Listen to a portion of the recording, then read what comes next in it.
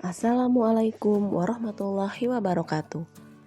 Demonstrasi kontekstual modul 3.1 tentang pengambilan keputusan berbasis nilai-nilai kebajikan sebagai pemimpin. Perkenalkan, saya Novi Anita Wahyuning Tias, calon guru penggerak Angkatan 7 Kota Bandar Lampung.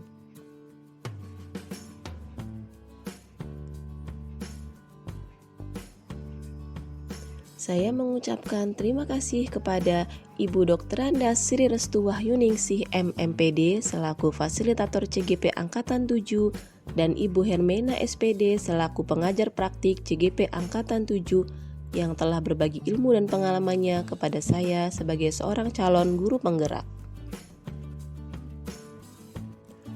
Tujuan pembelajaran khusus. CGP dapat melakukan suatu analisis atas penerapan proses pengambilan keputusan berdasarkan pengetahuan yang telah dipelajarinya tentang berbagai paradigma, prinsip, pengambilan dan pengujian keputusan di sekolah asal masing-masing dan di sekolah atau lingkungan lain. Wawancara pertama bersama Kepala SMK Muhammadiyah II Bandar Lampung. Pak Selamat, ini saya sebelumnya mohon maaf Pak pengganggu waktu Bapak. Ya. Saya ingin mengadakan wawancara Pak, ini terkait tugas CGP saya Pak. Tugas saya itu kebetulan adalah mewawancarai kepala sekolah terkait bagaimana kepala sekolah itu mengambil keputusan dalam menghadapi kasus-kasus yang terjadi di sekolah. Iya, Pak ya. Kan Bapak selaku kepala sekolah tentunya banyak pengalamannya ya Pak ya. Saya ingin apa ya Pak ya, menanyakan bagaimana Bapak mengambil sebuah keputusan, Pak ya. Jadi ini Pak, jadi yang pertama itu Pak, selama Bapak menjadi kepala sekolah Pak, bagaimana Bapak bisa mengidentifikasi kasus-kasus yang merupakan dilema etika atau rujukan moral Pak? Ya, tentang kasus dilematika dan kemudian ada rujukan moral, ini suatu kasus yang terkadang-kadang membingungkan Bu Novi ini. Ya, karena memang kita pada kondisi rujukan moral ini memang kita dihadapkan pada aturan dan norma-norma yang berlaku. Ada norma-norma yang berlaku yang mengayomi tentang masalah rujukan moral gitu. Nah, kemudian dalam hal dilema etika, dalam hal ini untuk tentang masalah rujukan moral itu memang perlu kita identifikasi dari permasalahan-permasalahan yang ada itu perlu kita pahami masing-masing dari masalah itu, sehingga nanti dalam dilema etika itu bisa tepat sasaran gitu loh. Jadi tidak sebelah atau tidak apalah gitu, karena kaitannya dengan rujukan moral tadi. Nah, mungkin itu. Jadi selama ini pasti sudah pernah mengalami ya Pak ya, kasus-kasus seperti itu ya, yang melibatkan dilema etika ataupun rujukan moral ya Pak ya. Nah, selama ini Pak, bagaimana Bapak menjalankan pengambilan keputusan di sekolah, terutama pada kasus-kasus di mana ada dua kepentingan yang sama-sama benar atau sama-sama mengandung nilai kebajikan Pak? Ya. Memang dalam hal mempunyai nilai-nilai yang sama ini terkadang kita agak apa ya? Ya itulah memang kasus itu dilema ya. Ada sama-sama benar gitu ya Pak ya. Ya, tapi kita harus lihat apakah kasus ini kaitannya dengan pribadi atau dengan masyarakat. Kita lihat gitu loh. Kalau kaitannya dengan pribadi ya mungkin kita menyelesaikan dengan cara yang kaitannya dengan pribadi. Kalau dengan masyarakat ya mungkin kita kaitannya dengan masyarakat. Jadi kita lihat dulu masalah ini apa, masalah kaitannya dengan pribadi atau dengan lingkungan masyarakat atau dengan sekolah gitu. Selanjutnya Pak, langkah-langkah atau prosedur seperti apa yang biasanya Bapak lakukan Pak selama ini kalau menghadapi sebuah kasus terkait dia dilema etika atau rujukan moral Pak? Iya. Memang dalam hal ini memang suara hati ya. Suara hati. Kita yang punya hati ini kan wanita biasa. Waduh. Tapi ya kita laki-laki juga punya hati ya. Memang antara suara hati dengan nalar pikiran itu harus selaras. Harus selaras gitu. Ya, harus selaras sehingga nanti dalam mengambil keputusan itu harus kita lihat fakta-fakta dan peluang yang ada supaya nanti antara keputusan dari suara hati dan pikiran itu selaras gitu loh. Jadi tidak menimbulkan hal yang tidak baik. Kita identifikasi dulu ya Pak ya, kasusnya seperti apa gitu ya Pak ya. Betul. Hal-hal apa saja Pak yang selama ini Bapak anggap efektif dalam mengambil keputusan pada kasus-kasus dilema etika? Iya. Hal-hal yang saya lakukan selama ini dalam hal-hal kasus seperti itu, memang kita dari identifikasi masalah, kita tidak usah masalah itu dibesar-besarkan gitu. Iya. Kita sederhanakanlah masalah itu sehingga nanti akan membangun sebuah kebijakan gitu. Iya. Kan kadang-kadang ada yang masalahnya sebenarnya sederhana gitu, Iya. tapi apa udah dibesar-besarkan gitu. Iya. Makanya kalau bisa tuh bisa masalah besar tapi kita sederhanakan lah gitu, Iya. sehingga menjadi kebijakan yang baik lah. Iya, ya. Pasti ada pro kontra ya, Ya, Pak ya kalau pasti. kebijakan itu ya Pak ya. Iya. Selanjutnya Pak, apakah Bapak memiliki sebuah tata kala atau jadwal tertentu dalam sebuah penyelesaian kasus dilema etika? Apakah Bapak langsung menyelesaikan di tempat atau memiliki sebuah jadwal tertentu Pak untuk menyelesaikan sebuah kasus Pak? Ya. Dalam kasus ini kita lihat permasalahannya, apakah kasus itu harus diselesaikan cepat atau mungkin bisa agak lambatkan lah gitu. Kalau memang itu harus apa ya, cepat diselesaikan, secepat mungkin harus diselesaikan. Itu jangan sampai nanti dilambat-lambatin, kemudian nanti akan bisa apa ya, menjalar ke yang lainnya gitu. Jadi kita lihat kasusnya. Ya, kalau kasusnya perkelahian ya harus cepat, jangan sampai nanti merambat melibatkan orang luar dan seterusnya gitu. Tadi dari hal-hal tertentu itu bisa mungkin harus dikomunikasikan dengan hal-hal yang lain, itu agak-agak dilambatnya. Nah, kita lihat kasusnya. Selanjutnya Pak, hal-hal apa saja yang selama ini merupakan tantangan dalam pengambilan keputusan pada kasus-kasus dilema etika Pak? Iya, hal-hal tantangan itu memang dalam dilema etika. Ketika kita mengambil keputusan itu mesti ada pro dan kontra. Iya, Gitu. iya itu. Ada pro dan kontra gitu ya. Iya. Ada pro dan kontra.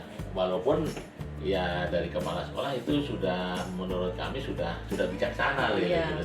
Cuman kadang-kadang dari pihak yang ini, kami merasa dirugikan, dari pihak ini itu merasa dirugikan. Iya. Tapi kita selalu pengambil kebijakan ya kita harus istiqomah gitu, istiqomah dari apa yang sudah diputuskan, yang sudah dimusyawarahkan gitu, dari identifikasi masalah yang sudah kita istiqomah dengan keputusan yang kita ambil gitu. Iya.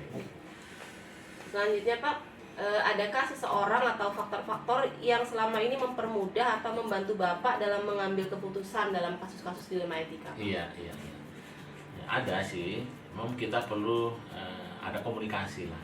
Ada komunikasi yang baik. Ya, kalau hubungannya dengan sekolah harus kita komunikasikan dengan warga sekolah. Dalam ini kan ya saya punya staf gitu ya, dan kita musyawarahkan. Jadi jangan sampai nanti dilema etika ini yang dikeluarkan oleh kepala sekolah itu tidak bijak lah gitu ya. Makanya perlu kita ada komunikasi dengan warga sekolah mungkin dengan wali kelas. Musyawarah gitu ya. Musyawarah intinya musyawarah. Selanjutnya Pak, terakhir ini Pak. Iya. Dari semua hal yang telah disampaikan Pak, kira-kira pembelajaran apa Pak yang Bapak dapat petik dari pengalaman Bapak dalam mengambil keputusan nih Pak? Iya. Kan banyak pasti pengalamannya Pak ya. Iya, saya sudah 2 periode ini Iya. tentunya memang ya banyak masalah-masalah yang sudah kita jalani lah gitu. Iya. Bukan kita jalani berdua, bukan, tapi kita jalani bersama lah gitu Iya. lah. Kita jalan bersama. Memang ada 2 hal ya yang saya ambil kesimpulan. Yang pertama itu memahami tentang konteks permasalahan. Kita harus pahami permasalahannya apa sih dari masalah-masalah itu, kita harus pahami. Kemudian yang kedua, kita berkoordinasi dan kemudian berkomunikasi. Nah gitu aja. Jadi kita pahami, kemudian kita koordinasi dan kita komunikasikan dengan hal-hal yang terkait. Mungkin kaitan dari sekolah ya dengan staf, mungkin dengan wali kelas, kaitannya dengan masyarakat, mungkin dengan wali murid dan seterusnya. Nah, komunikasi ya Pak ya. Intinya komunikasi ya Pak ya. dengan pihak yang terkait. Ya, masalah tadi kita harus tahu dulu bagaimana sebenarnya inti permasalahannya. Kalau memang harus berkolaborasi dengan pihak yang terkait ya harus berkolaborasi, dan terakhir komunikasi ya Pak ya. Jadi supaya masalah tersebut bisa terselesaikan dengan baik, jadi harus dikomunikasikan gitu ya Pak ya. Aduh, terima kasih banyak nih Pak Slamet. Banyak sekali ilmu yang pengalaman yang telah Bapak bagi nih Pak. Mudah-mudahan kedepannya apa yang sudah Bapak sampaikan ini nantinya bisa menjadi apa ya, referensi buat saya gitu Pak ya. Terima kasih sebelumnya Pak Slamet karena waktunya sudah mengganggu saya Pak ya. Terima kasih ya Pak ya. Ya harapannya mudah-mudahan Bu Nopi ya bisa sukses lah dari program yang bisa berjalan dengan baik ya, kita Iya. sekolah support lah atas Iya. semuanya gitu. Terima kasih ya Pak ya. Sama-sama. Iya. Wawancara kedua bersama Kepala SMK Yadika Bandar Lampung. Selamat pagi Pak. Pagi Bu. Ya, maaf sebelumnya saya mengganggu waktu Bapak, Pak. Saya ingin mengadakan sedikit wawancara Pak mengenai peran Bapak sebagai pemimpin pembelajaran di sekolah. Pertanyaan yang pertama Pak, selama ini bagaimana Bapak dapat mengidentifikasi kasus-kasus yang merupakan dilema etika atau rujukan moral yang terjadi di sekolah ini Pak? Baik, terima kasih Bu Nasi. Untuk mengidentifikasi yang jelas karena di pembelajaran itu di sekolah semua kita melibatkan identifikasi dari masukan-masukan semua guru yang terlibat di dalam pembelajaran yang ada di sekolah. Jadi kita mengidentifikasinya bukan hanya dari kita sendiri, tapi semua dalam lingkup keluarga sekolah yang ada di pendidikan. Selama ini Pak, bagaimana Bapak menjalankan pengambilan keputusan di sekolah, terutama untuk kasus-kasus di mana ada dua kepentingan yang sama-sama benar atau sama-sama mengandung nilai kebajikan?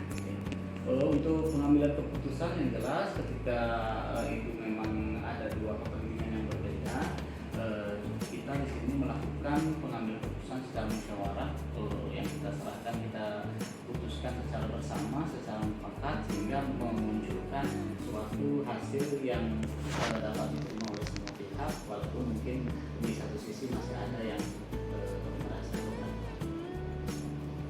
Selanjutnya Pak, langkah-langkah atau prosedur seperti apa yang biasanya Bapak lakukan selama ini? Ya, untuk langkah-langkah yang pastinya kita untuk etika yang jelas sekolah punya aturan, sekolah punya tata cara pengambilan keputusan yang sudah kita lakukan. Yang jelas itu nanti hasil yang kita putuskan itu berdasarkan dari aturan dan juga keputusan bersama dari seluruh dewan. Hal-hal apa saja yang selama ini Bapak anggap efektif dalam pengambilan keputusan pada kasus-kasus dilema etika? Untuk pengambilan keputusan yang kami rasa secara baik atau mungkin bisa diterima ya, yang jelas seperti tadi kita memutuskan selain mengkaitkan dengan aturan yang berlaku, kita juga melakukan keputusan secara musyawarah yang kita ambil. Hal-hal apa saja yang selama ini merupakan tantangan dalam pengambilan keputusan pada kasus-kasus dilema etika Pak? Untuk tantangan yang jelas pasti di dalam satu sisi keputusan yang kita ambil itu ada beberapa pihak yang akan tidak terima dengan keputusan yang kita ambil meskipun itu dilakukan secara mufakat ataupun secara musyawarah. Itu menjadi dilemanya, ada beberapa mungkin dari pihak lain yang akan tidak menerima meskipun keputusan sudah kita ambil itu secara musyawarah. Pro dan kontra ya Pak ya? Iya benar. Ya. Selanjutnya, apakah Bapak memiliki sebuah tata kala atau jadwal tertentu dalam sebuah penyelesaian kasus dilema etika? Apakah Bapak langsung menyelesaikan di tempat atau memiliki sebuah jadwal untuk menyelesaikannya? Bagaimanakah bentuk atau prosedurnya Pak? Untuk etika ini sendiri kita memang ketika kasus ini bisa diselesaikan secara langsung ataupun tanpa melalui musyawarah dan itu bisa diterima oleh seluruh, kita memutuskan secara langsung. Tapi ketika kasus ini yang dianggap mungkin lebih besar dari kasus yang lain, itu pasti kita akan menjadwalkan untuk melakukan penentuan waktu untuk kita musyawarah bersama dengan semua orang. Adakah seseorang atau faktor-faktor yang selama ini mempermudah atau membantu Bapak untuk mengambil keputusan dalam menghadapi kasus-kasus dilema etika? Ya, yang jelas kalau untuk seseorang orang yang membantu, yang jelas semua pihak semua dapat membantu, semua dapat memberikan arahan, semua dapat memberikan masukan, sehingga bukan hanya dari kesepakatan sendiri, sehingga semua yang ada di sekolah ini juga bisa memutuskan ataupun memberikan masukan dan saran. Jadi semua terlibat, tidak ada khusus orang tertentu. Dari semua hal yang telah Bapak sampaikan Pak, pembelajaran apa yang dapat Bapak petik dari pengalaman Bapak dalam mengambil keputusan secara dilema etika Pak? Untuk yang menjadi pembelajaran dari pengambilan keputusan ini yang jelas pastinya kita harus punya sifat yang legowo ataupun menerima hasil keputusan yang ketika keputusan itu sudah kita ambil secara musyawarah. Sehingga dalam hal etika memang pasti ada sesuatu yang akan mengganjal di hati, tapi ketika keputusan itu sudah kita ambil untuk kebaikan bersama, itu mudah-mudahan menjadi hal yang dapat diterima oleh keseluruhan, dan itu menjadi pelajaran besar untuk kita bersama ini. Mungkin itu Bu Novi. Iya. Masih ada? Terima kasih Pak, ini pertanyaan sudah cukup. Terima kasih atas waktunya. Saya undur diri Pak ya. Terima kasih Pak. Iya, sama-sama. Refleksi wawancara. Analisis pertama.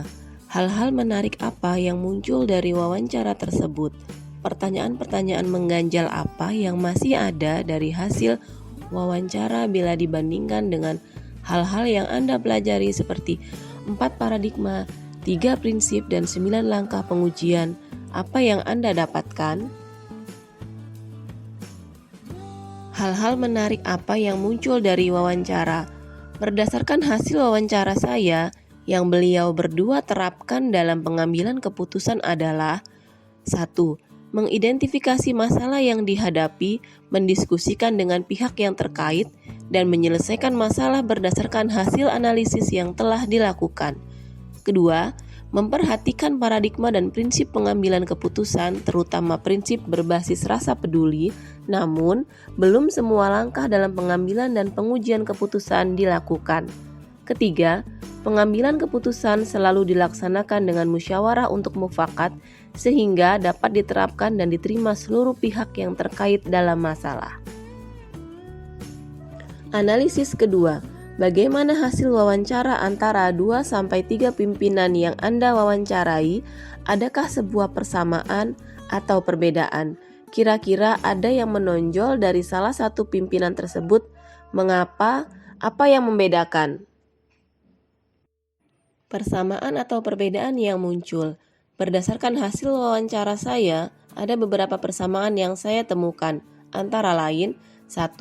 Tahap identifikasi secara umum sama, yaitu dimulai dari mengumpulkan fakta dengan prinsip kekeluargaan dan bimbingan secara komprehensif. Kedua, pengambilan keputusan selalu dilaksanakan melalui musyawarah mufakat dengan pihak terkait serta berpihak pada murid. 3. Tidak ada jadwal khusus dalam menyelesaikan suatu masalah, tergantung tingkat urgensi dan secara insidental. Analisis ketiga. Apa rencana ke depan para pemimpin dalam menjalani pengambilan keputusan yang mengandung unsur dilema etika? Bagaimana mereka bisa mengukur efektivitas pengambilan keputusan mereka? Rencana pengambilan keputusan ke depannya. Berdasarkan hasil wawancara saya, kedua kepala sekolah mempunyai rencana antara lain 1. Tidak ragu dalam mengambil keputusan karena pada dasarnya setiap pengambilan keputusan pasti akan ada pihak yang pro dan kontra dalam menyikapinya. Pengambilan keputusan selalu dilaksanakan sesuai dengan paradigma dan prinsip serta menggunakan 9 langkah dalam pengambilan dan pengujian keputusan. 3. Keputusan yang diambil harus mengutamakan nilai-nilai kebajikan serta melalui musyawarah untuk mufakat sehingga hasil keputusannya berpihak pada murid. Berdasarkan hasil wawancara saya, kedua kepala sekolah mengukur efektivitas berdasarkan intinya setiap keputusan yang diambil melalui koordinasi dengan pihak yang terkait berdasarkan analisis yang telah dilakukan, sehingga fakta-fakta yang ada menjadi dasar dalam pengambilan keputusan. Efektivitas pengambilan keputusan diukur melalui langkah pengambilan keputusan yang tepat dengan melibatkan pihak-pihak yang terkait berdasarkan bukti atau fakta yang valid. Pengambilan keputusan juga dilakukan berdasarkan 9 langkah pengambilan dan pengujian keputusan. Analisis keempat. Bagaimana Anda sendiri akan menerapkan pengambilan keputusan dilema etika pada lingkungan Anda, pada murid-murid Anda, dan pada kolega guru-guru Anda yang lain? Kapan Anda akan menerapkannya? Saya selaku seorang guru sebagai pemimpin pembelajaran akan menerapkan pengambilan keputusan dilema etika di lingkungan saya atau terhadap murid-murid saya dengan mengacu pada 4 paradigma, 3 prinsip serta 9 langkah dalam pengambilan dan pengujian keputusan yang tujuannya adalah berpihak pada murid. Teknis, kejelasan suara atau tulisan di video atau blog naratif Anda, format apa yang akan digunakan, sudahkah Anda mengujinya atau membacanya dan melihat hasilnya atau membayangkan bila orang lain membaca tulisan Anda. Saya akan menggunakan format video berupa presentasi dan refleksi serta rekaman wawancara dengan suara dan tulisan yang jelas untuk melaporkan tugas demonstrasi kontekstual modul 3.1 yaitu wawancara terhadap 2 kepala sekolah. Teknis selanjutnya, durasi waktu atau panjang tulisan adakah sudah diuji untuk maksimal dan minimal waktu berbicara atau apakah sudah ditinjau isi dan panjang tulisan Anda dan kepadatan atau inti sari materi yang Anda ingin sampaikan. Durasi wawancara yang telah saya lakukan kurang lebih 13 menit untuk menggali informasi terkait dengan panduan pertanyaan yang telah disediakan pada LMS.